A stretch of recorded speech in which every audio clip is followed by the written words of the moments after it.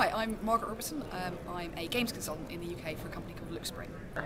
So I've spent the last year looking at a game called Spore, which is a really interesting project that tries to chart the whole evolution of intelligent life from its tiny multicellular origins right through to kind of the potential that we might have for space exploration. And it's a game that got a lot of people very excited because it seemed to have huge potential to be a real crossover project of something which was designed as an entertainment game, was going to be a lot of fun, was going to have really high production values, but also would have this really strong scientific core. So what I wanted to do was find out what impact it had since it came out in terms of how it was being used as a teaching tool or a research tool, and see whether or not it had really kind of changed the rules of play for how we use games to teach serious subjects like science. For a year, speaking to a whole bunch of people, I've spoken a lot to the team behind the game and to people at EA about what their kind of intentions for it were, and then I've spoken to teaching staff at all kind of levels, kind of people who work administratively, looking at kind of people who are making policy for how these kind of things might be used in schools, down to individual teachers, and also to researchers who are looking at working with often kids with particular learning difficulties or developmental problems, and a kind of real range of people, science communicators, people who work for big science charities, everyone who's kind of a stakeholder in how science is represented and how games might be used to teach it better. Well, we learned some really interesting things, one of which was having kind of gone out to find out about all the different people who were using Spore as a tool to teach science. We found that really nobody was using Spore as a tool to teach science, which is kind of surprising in some respects. In others it isn't, because in order to ensure that Spore was a fun experience and an accessible experience, the team had to make a lot of compromises and a lot of omissions about how they represented this hugely ambitious story of the entire journey of intelligent life.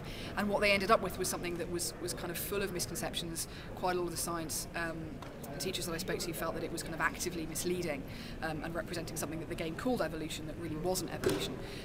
So the science community actually stepped away from the game a little bit and hasn't really been using it.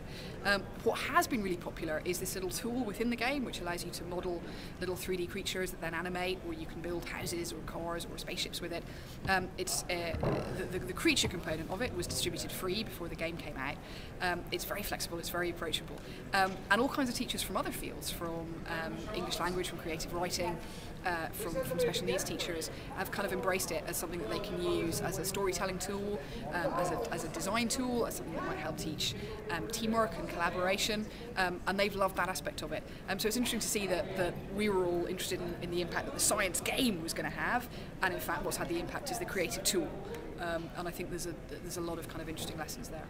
I think the main lessons are really practical, really pragmatic. They're a lot to do with cost.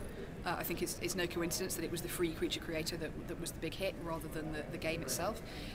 There's a whole infrastructure issue in terms of whether or not it's easy for schools to get this game onto their machines, to deal with all of the licensing issues, to worry about whether or not they have to be online or networked, or all those kind of things.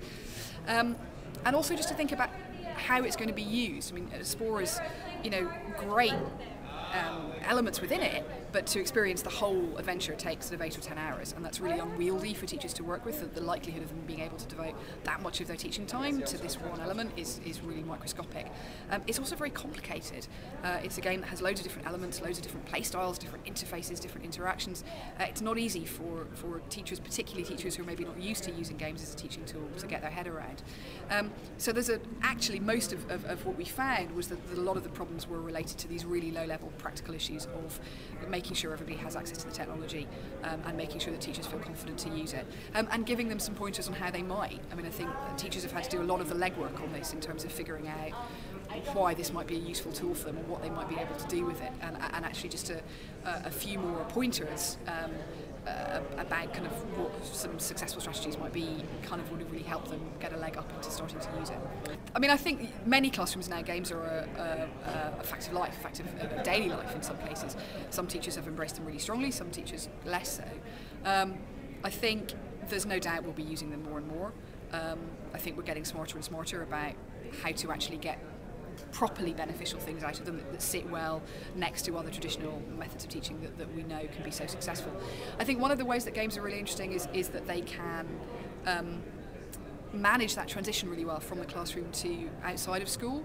And I think often what you have now is people who are introduced to a game in a school environment, but they may then choose, this is the dream come true, they will choose to go home and then continue that experience because they're having so much fun, or we can do a bunch of stuff in the way that we design the game that incentivizes them to do that.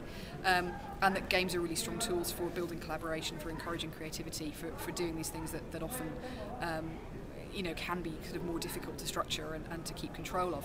So I think we're only at the very, very beginning of seeing how these things are going to change the way our classrooms work. But it's always really important to say that they're not going to replace the tools that we already have. This is a new opportunity that's particularly well suited to particular subjects, particular kinds of interaction, and are here to stay.